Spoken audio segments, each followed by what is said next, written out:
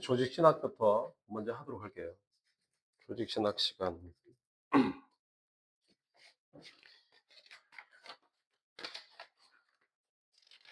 하나님 감사합니다. 하나님을 아는 지식이 우리 안에 더욱 넘쳐날 수 있도록 인도하시고 주께서 작정하시고 계획한 모든 것들이 주님 안에서 성취되었고 그 구원의 모든 은혜들을 누리고 살아가며 영원한 천국을 바라보는 현실적인 삶이 우리 가운데 더욱 넘쳐날 수 있도록 확인될 수 있도록 인도하여 주옵소서. 예수님 이름으로 기도합니다. 아멘. 네, 교회론에 대한 부분, 종말론 관련되어서 이제 우리가 봅니다.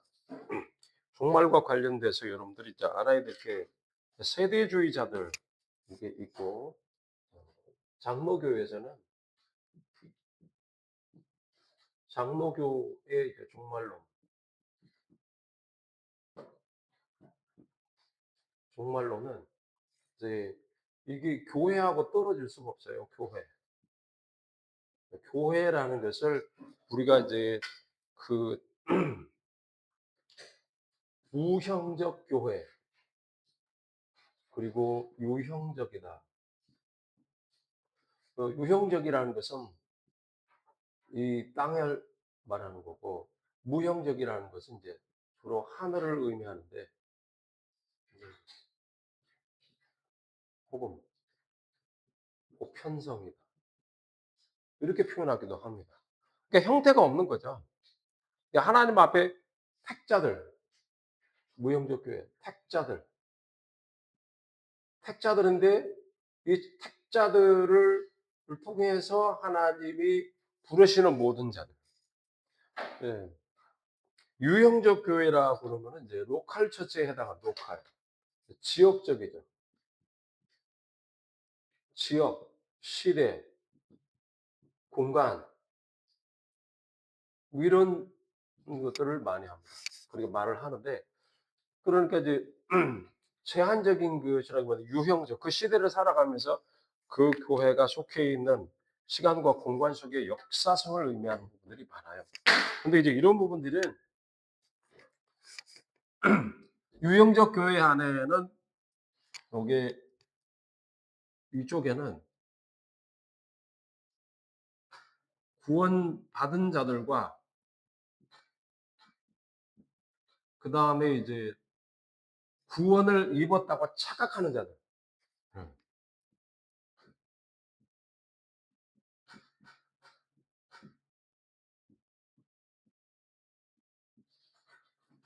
구원받은 자들과 구원받지 못한 자들 같이 섞여 있어요. 유형적 교회.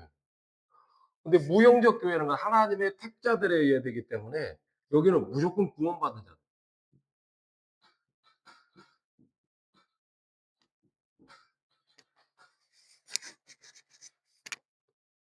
유형적 교회는 섞여 있는데 무형적 교회는 섞여 있지 않다.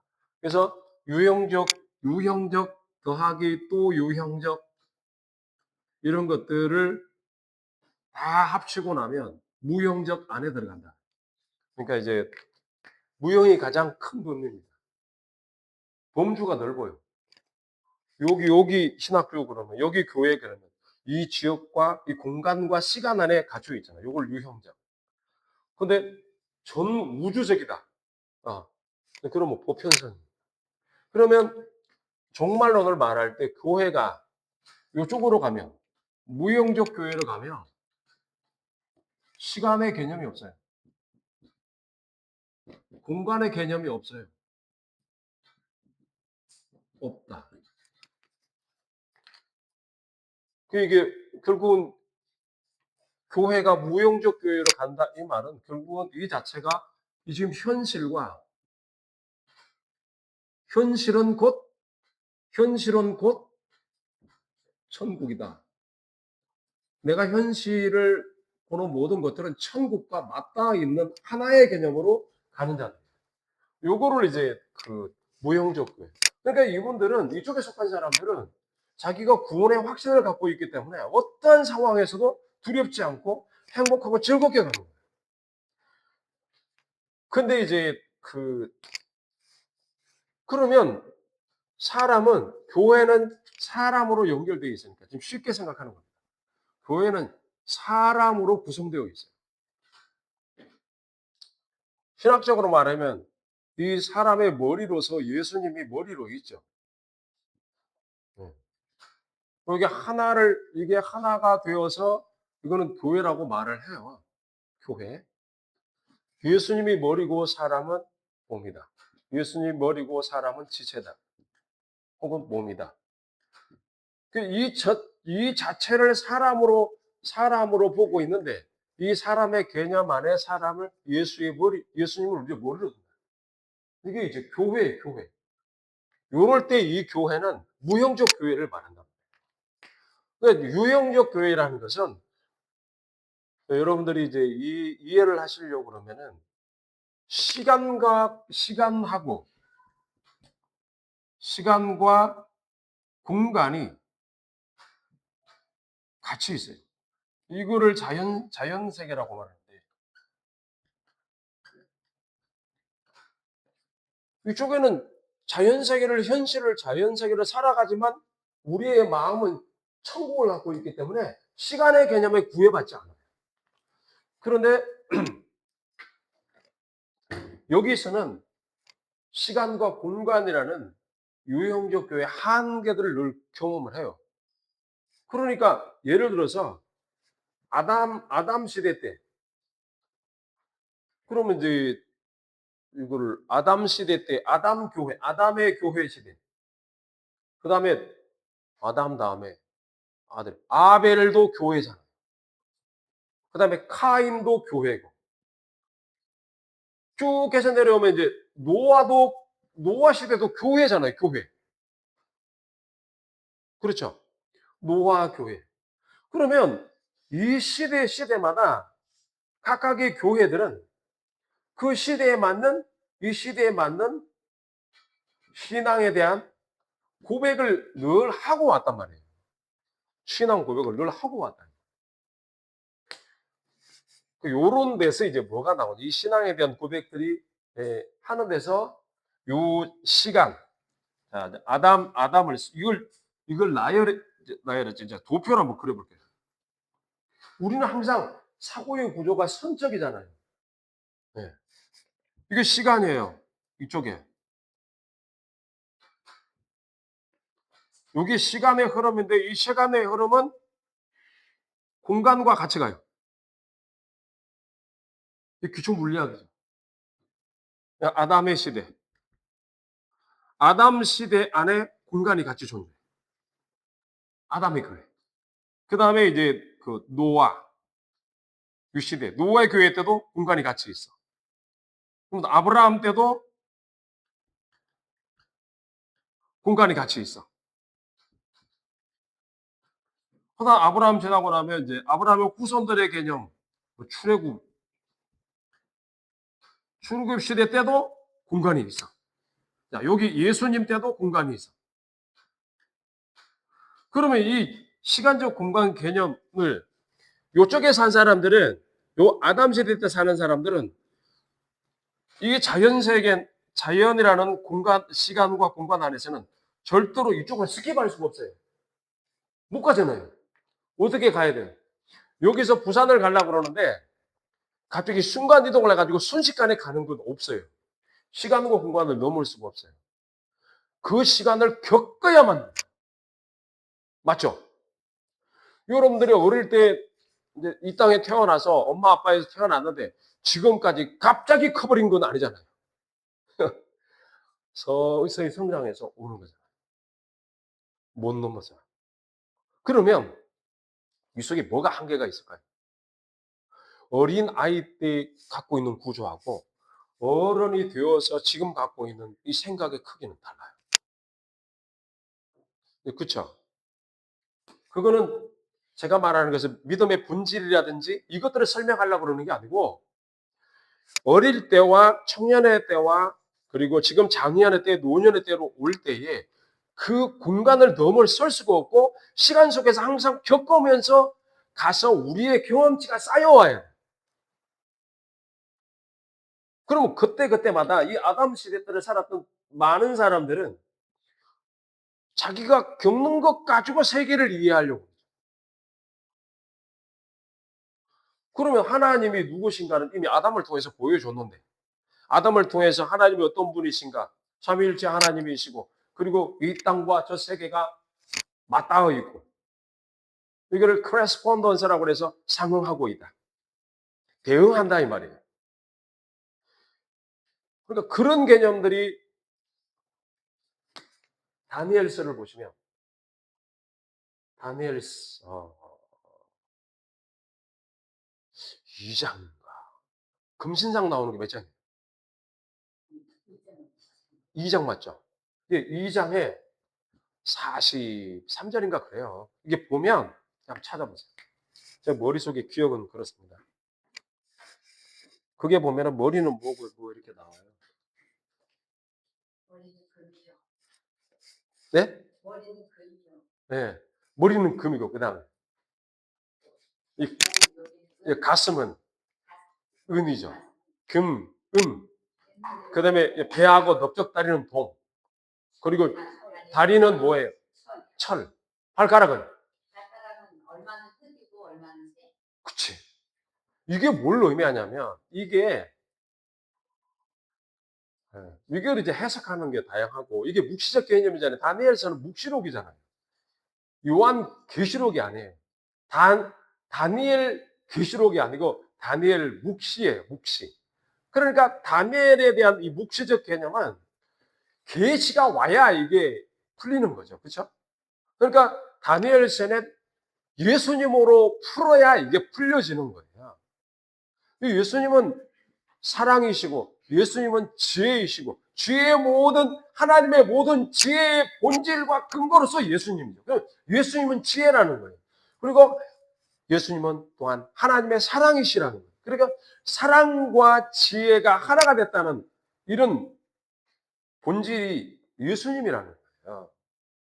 그럼 예수님은 하나님이시니까 결국 하나님은 사랑과 지혜가 본질이라는 거예요. 그래서 다니엘서 2장 13절에서는 보면 옛날에는 황금 시대가 있었다. 황금. 그 다음에 동 시대가 있었고 철 시대가 있었고 그 다음에 철과 흙이 함께 있는 이런 시대가 있었다. 이렇게 이제 구분을 해줘요. 이게 느부갓네살에게 보여주는 거거든요. 그러니까 이 예전의 시대는 이 황금 시대라는 것은 저는 어떻게 이제 설명을 하고 싶으냐면 하나님이 어떤 분이신가에 대한 부분들은 쉽게 말해서 아담이 황금 시대라고 볼 수도 있죠. 그때는 하나님으로부터 받은 모든 사랑과 지혜 속에서 즉 하나님의 형상 안에서 사물을 자연계에 있는 모든 사물을 꿰뚫어 볼 수 있는 능력을 부여받았어요. 그러니까 사물의 본질을 이해할 수 있으니까 너는 사자, 너는 코끼리, 너는 토끼 모든 이름을 지을 수 있는 능력이 있었다는 이 말은 인간의 본성과 본질이 하늘과 맞닿아 있다는 것을 그때 깨닫고 있었다는 거예요. 이제 제가 오래전에 한번 설명드린 것 같은데 케빈 코스터너가 이제 출연하는 영화에 보면 인디언들이요. 케빈 코스터너가 이제 그 주연 배우로 나오는데 그 사람 이름을 어떻게 짓냐면 그 미국 뭡니까? 장교예요, 장교. 근데 인디언들을 사랑해요. 이게 인디언이 케빈 코스터너에게 이름을 어떻게 짓냐면 늑대와 춤을 이래. 늑대와 춤을. 그 사람의 이름을 뭘로 보냐면 늑대하고 함께 춤을 추는 거 그걸 그 사람의 이름으로 짓는단 말이에요. 그러니까 아담이 딱 보면 그 사물이 드러나는 행동 그리고 그 사물이 드러나는 행동 속에서 본질을 파악하는 것이 자신의 존재다라는 것들을 그 당시에 보여주는 것과 같은 맥락이에요. 인디언들은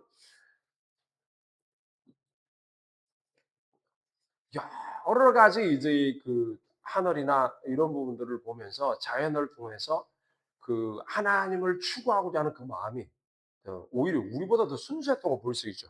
미국이 정복 전쟁을 하면서 막 인디언들을 쫓아내고 뭐 그런 게 있지만 서부 쪽으로 개척해 들어가면서 예, 괴종한답시고 그런 것들이 있지만 놓친 것도 있었다. 그들이 자연을 사랑하고 하나님의 창조 세계를 보존하려고 하는 그 내용들을 오히려 어 땅을 빼앗고 인디언들을 쫓아내는 그 과정 속에서 오히려 본질들을 잃는다. 그게 하나씩 잃어가는 거예요. 황금 시대, 동시대. 하나님을 아는 지식들이 자꾸 퇴화되어 가는 거예요. 그러니까 이때가 더 순수하죠. 타락하기 이전에. 더 순수했죠. 죄가 들어오면서부터 그 순수함이 점점 없어져서 지금은 이때 갖고 있던 순수함이 다 사라졌어요.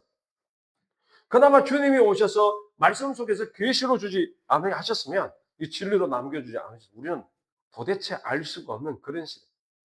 그런데, 그런데, 이제 뭘 설명하려고 그러냐면 시간과 공간. 네, 유형교회. 왜 종말론이 나오는가? 왜 종말이라는 거예요. 그러니까 주님께서 이제 그 말세에 관한 세상 끝에 관한 말씀도 하셨잖아요. 종말은 세상 끝에는 이런 일이 일어날 거다. 뭐 기근과 지진과 나라가 나라를 민족이 민족을 아버지가 자식을 자식이 부모를 막 그냥 집안에서 막 싸우고 난리가 난다라는 개념을 우리는 어떻게 보냐면 현실 속에서 벌어지는 사건으로 보잖아요. 현실 속. 그런데 택자들은 이렇게 현실로 겪는 전쟁이나 기근과 지진이나 이런 모든 것들을 겪는 것을 뭘로 이해를 해요?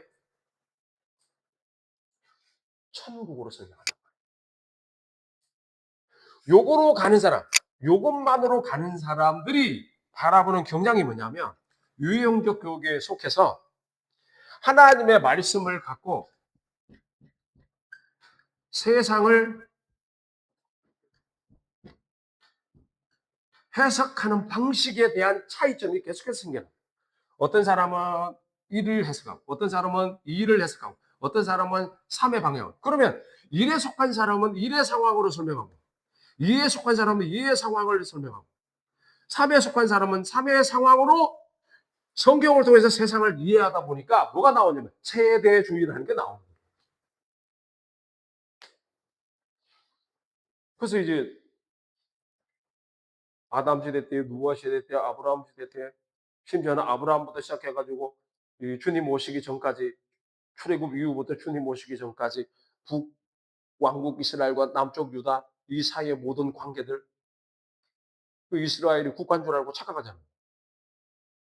이스라엘은 국가가 아니죠. 이스라엘은 교회죠. 모두가 다 교회였단 말이에요. 모두가 다. 모두가 다 교회였어요. 아담의 후손들은 다 교회지 뭐예요? 네. 그런데 그들이 하나님을 아는 지식이 점점점 결여되고 자연으로 돌아가면서 그들의 본성, 죄악된 본성으로 그들의 사고를 하기 시작하는 쪽으로 발전해 오면서 하나님으로 받았던 모든 것들, 하나님의 형상들을 하나둘 잊어버리기 시작해요.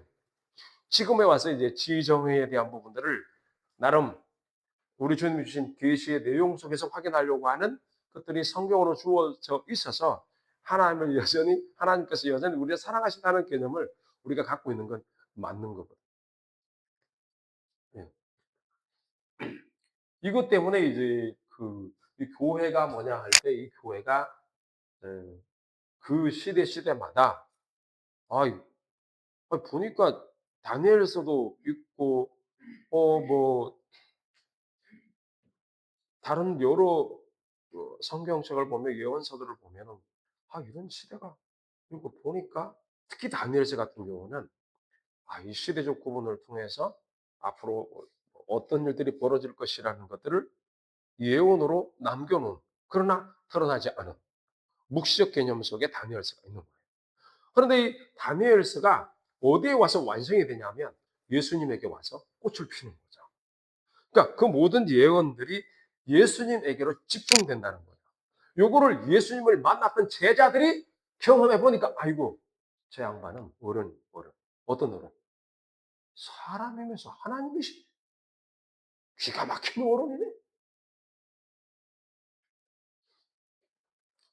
아니 우병우의 기적도 일으키고 물리를 걸어가지 않나. 귀신을 쫓아내지 않나. 세상에 문둥병자를 고치질 않나. 응? 안전병을 일으키지 않나. 심지어는 네 죄 사함을 받았느니라 그러면서 걸어가라 그러니까 걸어가 버리는 거예요. 아, 그렇지. 이게 뭐지? 이게 뭐지? 네. 이게 뭐지? 이게 제자들이 볼 때 저분이 하나님이 아니고서는 이해가 안 돼. 그러니까 제자들 생각할 때는 어떻게 해요? 구약을 다시 해석하기 시작하는 거예요. 율법 학자들하고 그 당시의 신학자들, 유대계의 정통한 사람들이 생각할 때는 예수님을 뭘로 봤어요? 예수님은 이르기에 랍비로밖에 안 봤잖아요. 선생 취급만 했어요. 남동꾼으로 본 거죠. 사람들은 막 2, 3만 명씩 데리고 다니면서 그냥 집회를 해버리니까 도대체 저건 좀 왕이 되려고 저러는지. 왕이 될 것 같으면 헤롯이 왜 걔를 죽이려고 그러겠어요? 걔랑 같이 우리 주님. 네. 주님은 오히려 어디로 가요? 애굽으로 가버리지. 네. 애굽으로 가버리는. 그러니까 이제 예수님이 율법서하고 그다음에 시편하고 선지서를 다 해석한 것을 제자들에게 가르쳐 주고 나니까 제자들이 눈이 밝아져서 예수님이 그때서야 이해가 되는 거예요. 그러면 예수님이 부활하기 전까지는 제자들이 이해를 했을까요? 못했을까요? 부분적 이해를 했어요. 부분적. 예수님이 부활하시고 나서 40일 동안 이 땅에 계실 때 제자들에게 내가 왜 부활해야 되는지를 성경을 들어서 조목조목 가르친 거예요. 이게 요한복음서에 나오는 거예요. 성경에서 나를 통해서 이루어지는 일들이 반드시 응하게 된다는 걸 시편과 율법과 시편, 모세의 글과 시편의 글과 그리고 선지자들의 글을 통하여 조목조목 가르치고 주고 나니까 제자들이 그때서야 예수님에 대한 눈이 뻥 뜨인 거예요. 예수님에 대해서 눈이 딱 뜨이니까 그때까지만 해도 성경이 기록되질 않았어요. 여러분들이 지금 읽고 있는 신약 성경 기록된 적이 그때는 없었어요. 예수님이 34년, AD 4년의 원년으로 보고 예수님이 34년경에 30, 그렇죠. 3년 동안 공생이니까 34년경에 주님이 승천하셨다고 보면 30년에서 33년, 그 34년에서 한 열흘 40일 동안을 교육한 그 시기는 AD 34년밖에 안 돼요. 추정치가. 1년도 아니고, 네? 40일 동안이면 3개월하고 열흘이야. 맞죠? 그러면 30일하고 열흘인데, 40일인데, 한 달 열흘인데, 언제 마태복음서가 기록돼요? 성경이 언제 제일 처음에 기록되냐면, 바울 서신이 먼저 기록돼요. 그리고 마가복음서도 기록되고, 그 다음 마태복음. 그러면 AD 적어도 55년에서 57년에서 60년 그 중반대. 그러면 34년에서 AD 가깝게 57년 잡으면 거의 한 20년 정도는 성경을 기록하지 않았단 말이에요. 그럼 뭘로 갖고 있었어요? 구약 성경 갖고 구약 성경을 주님이 뭐라고 그랬어요? 요 요한복음서에 분명히 나옵니다. 주님이. 그리고 누가복음서에도 기록돼요. 누가복음서 누가 기록했어요? 누가가 기록했잖아요. 누가복음서는 누가 기록했냐? 누가가 기록했어요. 그런데 누가복음서 24장에 나오는데 그 엠마오로 가는 두 제자들을 하나님이 우리 주님이 부활하신 이후에 그들을 만나주면서 가르치잖아요. 그래서 시편의 나를 가르쳐. 그리고 모세가 나를 가르쳐 이야기한 것들을 다 가르쳐 주고 나서 자 제자들이 어떻게 합니까? 자 우리 저기 예찬원 하시죠. 그래 알았다. 야, 저녁 식사로 딱 들어가는데 말씀을 풀어줬더니 막 뜨거워가지고 감당이 안 되는데 딱 그 말씀에 눈이 딱 떼고 나니까 주님이 안 보이는 거예요. 자, 말씀이 깨달아지니까 주님이 안 보인다. 이 말이 뭔 뜻이에요? 말씀이 깨달아지니까 주님이 안 보인다는 의미는 주님이 내 안으로 들어오셔서 내 자신이 주님화 되었다 이 말입니다. 말씀이신 주님이 내 안에 들어오게 임마누엘, 이게 천국이라는 거야. 네. 그런 내용들이 자신에게 이루어지고 이것을 경험하고 나서 다시 예루살렘으로 돌아가고 내가 주님을 만났습니다라고 이야기를 하는 거예요. 주님이 40일 동안 그걸 가르친 때가 34년이라고 치면 그로부터 이 신학자들이 언제 기록됐다고 추정치가 20년 이후에 성경이 기록된다고 하면 그 사이에 뭘 했을까요? 그 사이에 주님이 말씀하신 것만 가르친 거야. 마태복음 가르쳤으니까 마태복음 그 팔복에 대한 말씀을 하셨으니까 그 팔복도 이야기를 해주고 그렇죠?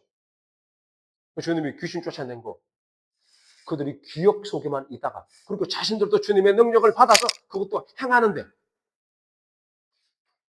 어느 날 갑자기 이단이 빡 일어났대. 영지주의라는 이단 그리고 가현실을 주장하는 도케티즘 이 두 가지 사상이 성경을 기록하게 만든 거예요. 그러니까 성경이 기록되면서 비로소 주님이 제자들로 하여금 기억하게 만들어서 성령이 기억하게 해서 주님이 하신 말씀들을 또렷하게 기억하게 만들어서 다 기록하게 만든 거예요. 이거를 성령의 인스피레이션, 영감이다 이렇게 말하는 거예요. 그럼 성령이 영감을 주실 때, 인스피레이션 할 때 그 감동을 주실 때는 그러면 나는 없느냐? 아니죠. 내가 있죠. 내가 있으면서 내가 생각하고 내가 사고하는 모든 것들이 주의 영이 함께 해주심으로 주를 위해 사용할 수 있도록 만들어. 그래서 이 성경이 오늘 우리에게 기록되어서 보존되어 여러분들에게 있기 때문에 이 성경에 대한 진리가 어떻게 우리에게 이런 여러 가지 시간과 공간 속에서 벌어지는 이해에 대해서 상충하는 교리적 충돌 속에서도 어떻게 그 중심에 서서 가느냐? 충돌하라는 거지. 어떤 사람은 세대주의로 이야기하고 어떤 사람은 종말론이라는 것은 천연왕국이라는 것은 없다. 장로교는 그래. 장로교의 교리는 천연왕국. 교회가 천연왕국. 이미 완성됐다. 이미 여기에 누리고 있는 자다. 우리는 죽음 이후에 그걸 본다. 좋다 이거지. 그거 주장하는 어떤 사람들은 자 이제 이 세상에서 일어나는 일, 예루살렘의 상황들을 보고 기근과 지진과 여러 가지 일들이 많이 일어나는 거 보니까 아 주님이 오실 날이 가까웠다. 좋다는 거죠. 왜요? 그 시대 속에 주님은 우리로 하여금 더욱더 자다가 졸다가 이제는 깰 때가 되었는가 보다. 그러면 이건 뭐예요? 이 세상 바늘 친 것 같아요. 바늘. 시계 침. 시계.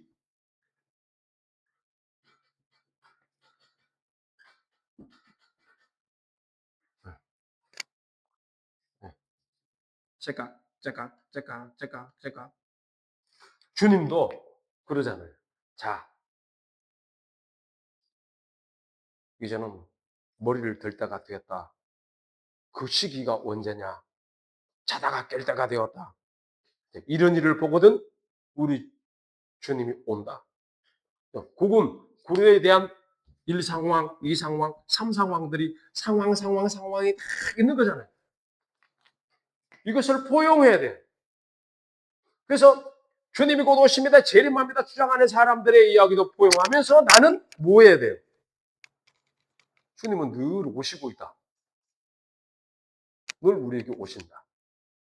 그래서 이분들의 주장은 자, 주님이 예수 그리스도를 믿어서 주님이 우리에게 들어오시면 연합이 되어 하나가 되면 심령 천국을 이뤘기 때문에 굳이 주님이 오실 필요가 없다. 왜? 이미 오셨다. 라고 주장하는 사람. 요게 이제 세대주의적 견해를 갖고 있는 역사의 시간표를 보고 성경을 해석하려고 이해하고 주님을 맞이하려고 하는 이 뜨거운 열정을 갖고 있는 분들은 사건과 시간과 공간 속에서 벌어지는 모든 현상들을 통해서 나의 영적 시각으로 보는 거예요. 하나님의 시각으로 이해하면서 째깍째깍 이제 종말을 오고 있다. 그런데 장단점이 있어요. 후자, 후자의 견해는 그런 사람들이 시대마다 있었다. 주님이 오신다고 해놓고는 지금까지 주님이 안 오시네. 그러면 나는 죽을 때까지 주님 오신다는 생각만 하고 죽는다. 그런 사람들이 수없이 그렇게 살아왔다.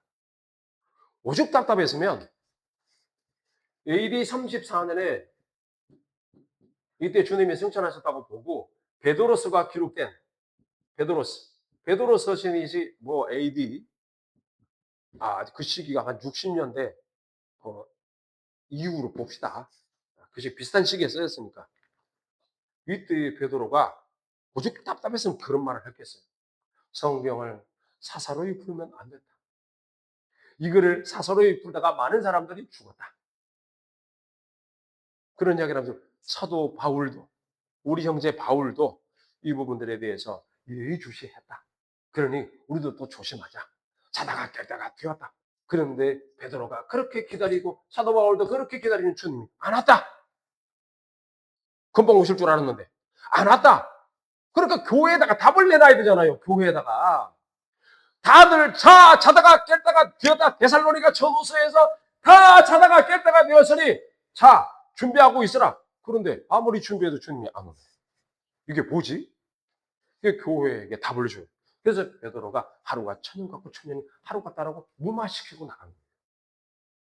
그런데 이게 무마가 아니라 우리는 이 사건, 시간과 공간 속에서 모든 현상들을 다 살아왔어요. 베드로도 살았고 야곱도 살았고 다 살아온 거예요. 바울도 살아왔고. 근데 뭐만 영원히 살아있어요? 주님만 영원히 사는 거예요.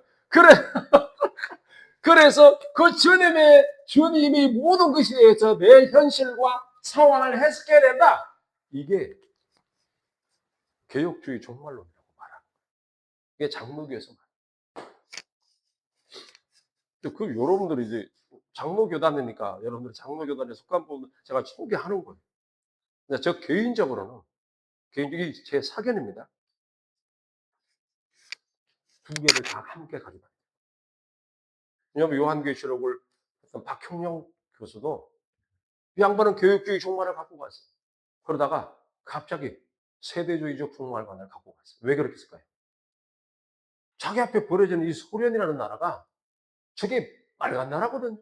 그러니까 저게 저 공산주의가 저것이 결국은 민주주의를 공격하고 저게 결국은 여러분 러시아의 마지막 황제가 누구예요?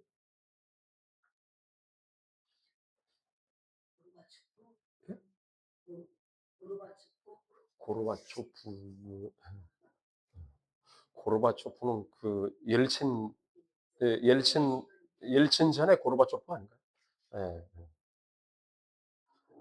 네. 왕이었어요. 왕. 군주. 예, 군주였는데 저도 기억이 안 나서 물어보는 거예요. 마지막 황제가 있었어요. 근데 아, 아니 뭐라고 물어는. 근데 그 황제가 갑자기 생각 안 나요. 그 황제가 나라를 등한시하고 이 1차 세계대전에 뛰어들어요. 그래서 그 뒤에 생각나면 말씀드릴게요. 그 뒤에 남아있던 자들이 왕을 대신해서 통치를 해야 되잖아요.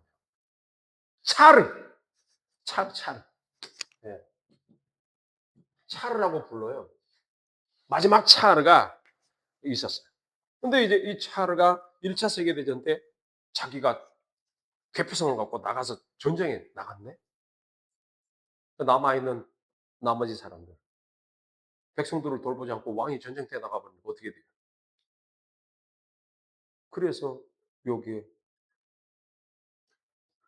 막시즘의 사상을 이어받은 자들이 분기를 일으키기 시작한 거예요. 그래서 공산주의로 바뀌어버려요. 레닌이 장악해버리는 거죠. 그래서 돌아왔을 때는 전부 다 차르의 왕들의 마지막 왕들의 그 가족들은 무참히 살육당했어요. 근데 이걸 보면서 '와 이 공산주의가 예 붉은 말이구나.' 그렇게 해서 그 당시에 이 박형준 교수님과 그분은 요한계시록을 세대주의 관점에서 결국 해석했어요. 그래서 이것을 해석한 '왜 이렇게 갔을까? 교육주의를 부르시면서 왜 그렇게 갔을까?' 그런데 우리나라에 선교사님들이 들어와 가지고 그들이 세대주의적 세계를 갖고 있었기 때문에 그 밑에 배운 자라 결국 그렇게 돌아갔다. 이렇게 해석을 내놓고 있는 거죠. 그리고 그분 돌아가셨어요. 주님께로 갔습니다. 그러면 그렇게 생각하는 사람들이 다 해 가지고 결국은 갔어요. 그럼 누구만 살아요? 누구만 사냐고. 주님만 영존하다. 우리는 결국은 주님께로 돌아가요. 돌아가기 전에 각 시대와 공간을 살면서 신앙 고백은 할 수 있다 이 말이에요. 근데 그것이 좋다 나쁘다라고 해가지고 2단 3단으로 치면 안 된다 이 말이에요. 그래서 김영주 교수가 그 이야기를 했잖아요. 왜 자꾸 2단 3단으로 말을 하냐고. 그 사람 목사님에 관해서 그렇게 우리가 지난번 포럼에서 마지막 할 때 그거였어요. 교회 안에서 신학자들을 초청해가지고 이 종말론에 관해서 포괄적인 부분들을 토론하게 만들어라 이 말이에요. 신뢰들끼리 2단 3단 한다는 거죠. 말도 안 되는 소리를 한다. 좀 성장해야 된다. 그 이야기를 김영주 교수가 이야기를 했어요. 김영주 교수 맞나? 네, 기억이 잘 맞습니까?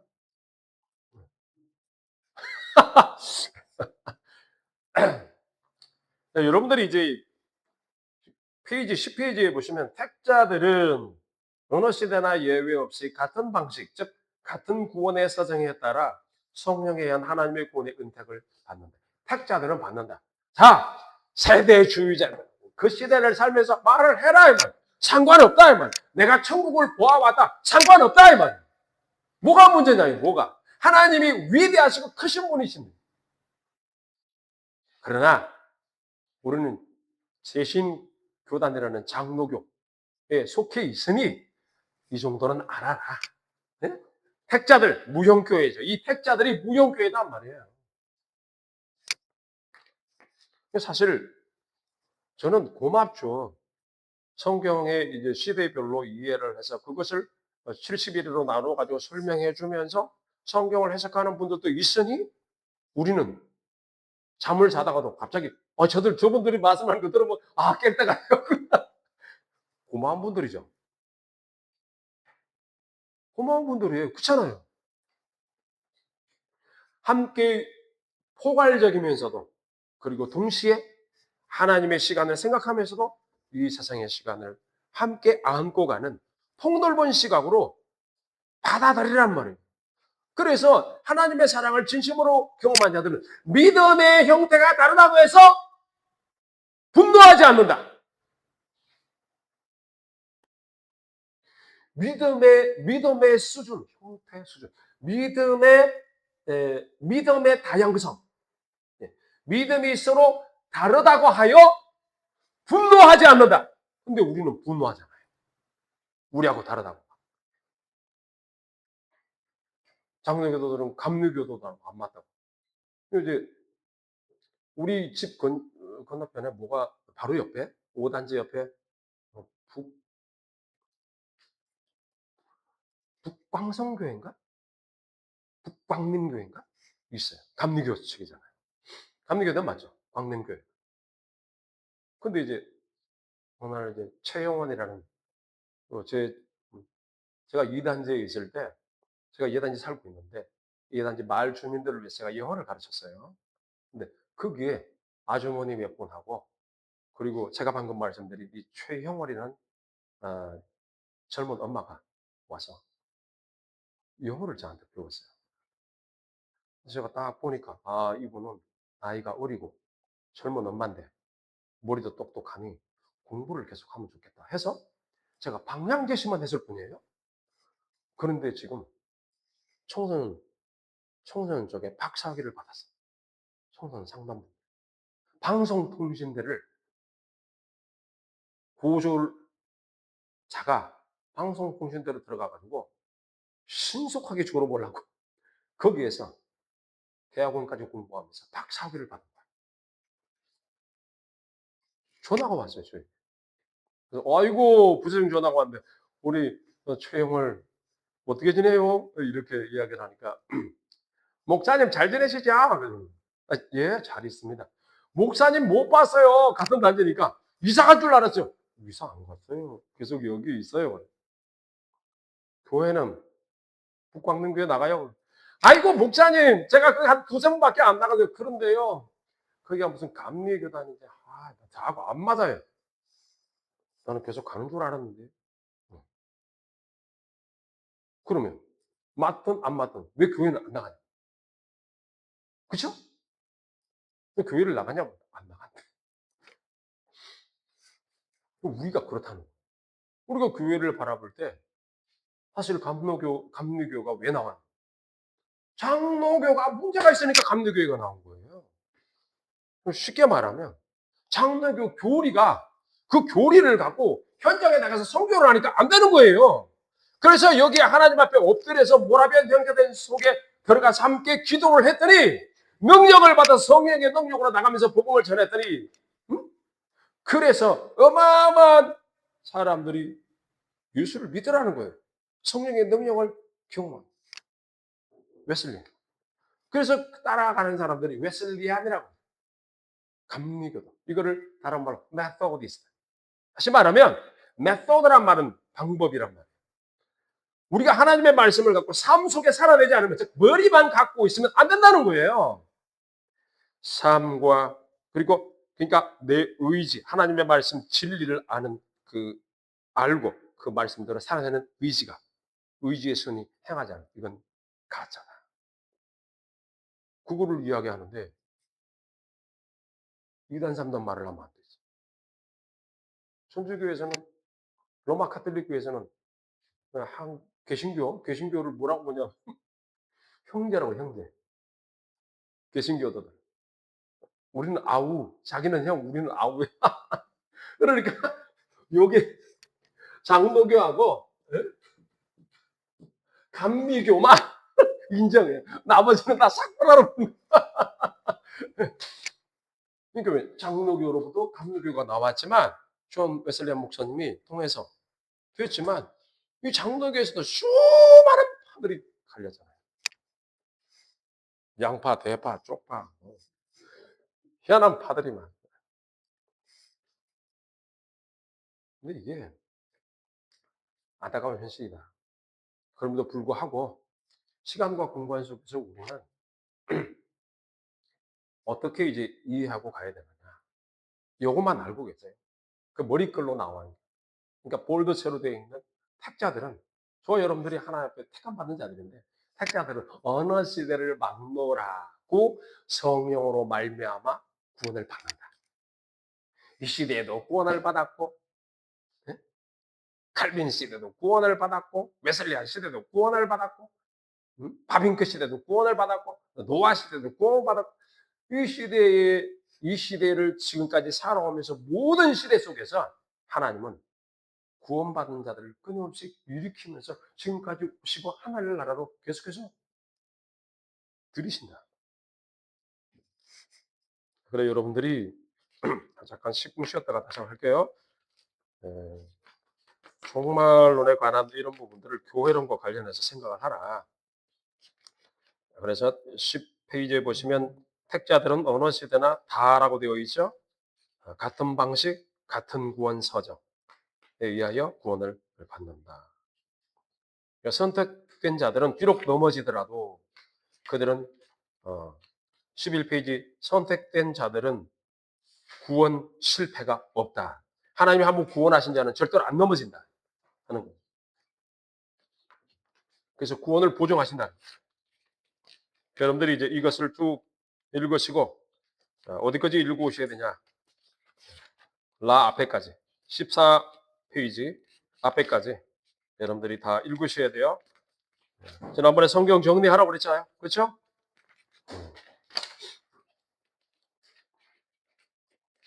다음 시간에는 14페이지로 봅니다. 14페이지.